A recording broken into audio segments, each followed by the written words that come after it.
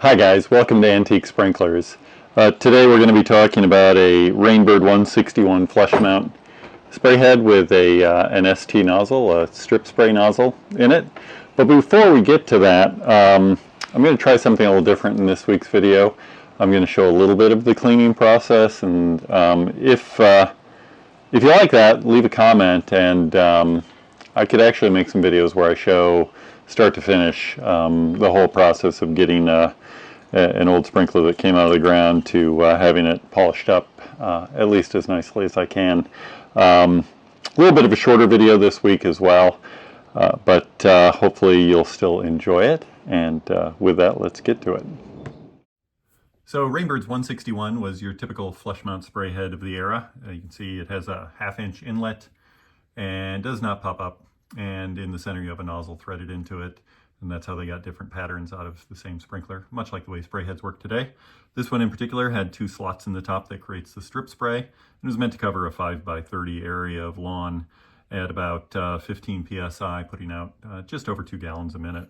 The nozzle threads into the center, as I mentioned, and you can swap it out that way. You can see the threads in there. And then there is a set screw in the center that you can use to turn back the radius of the sprinkler. And basically how that works is you've got a much larger head on the bottom of it, and as that one gets threaded in, this one pushes down into the orifice that water is flowing through in the bottom of the head, and it creates the restriction necessary to reduce the pattern.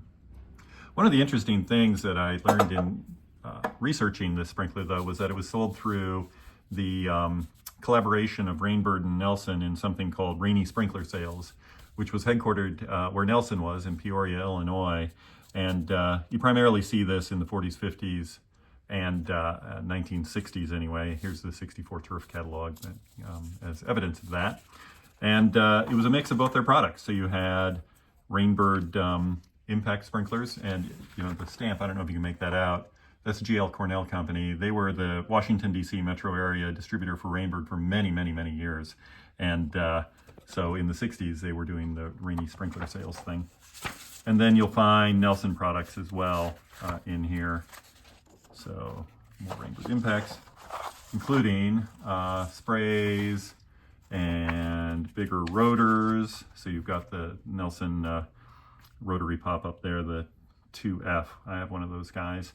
And this very obscure Rainbird hex drive. Even though that thing was manufactured for 10 years, I have never in my life run into one of those guys. So here is the page for the sprinkler we're looking at today. It's called the Sure Spray. It is its model number is 161-ST for strip, and obviously they give you the performance stuff there as well. So kind of interesting to see competitors join forces, even selling essentially the same products. You've got their sprays here and Nelson sprays there. Nelson quick couplers is what they went with at the time. Rainbird valves. Really, really, really interesting combination. And like I said, they sold this way for decades. You know, I don't know if it had something to do with Nelson being in the Midwest and Rainbird being all the way out in California, or if it was, you know, a way to get into each other's markets more effectively because Rainbird was big in the ag and Nelson was more in the turf, or, you know, Nelson had a big presence in hardware stores because of their hose end stuff that really had been the foundation of the company back around 1911. In any event, they worked together for quite a while. And Rainy Sprinkler Sales is kind of a cool name. You can still find some stuff, especially in the hose end world, where the sprinkler base will have that cast right into it. So a little bit of interesting history for you there, hopefully interesting. In any event, as I mentioned, I'm going to show you some of the steps of cleaning the sprinkler, not the whole thing, not every single one of them anyway.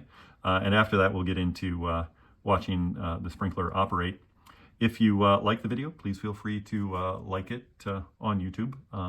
And if you enjoy this kind of thing, please feel free to subscribe to the channel. I put a new video out every week, sometimes more than once a week. And I just enjoy sharing the history of these sprinklers and seeing them operate again after so many years. Thanks so much, and enjoy the rest of the video.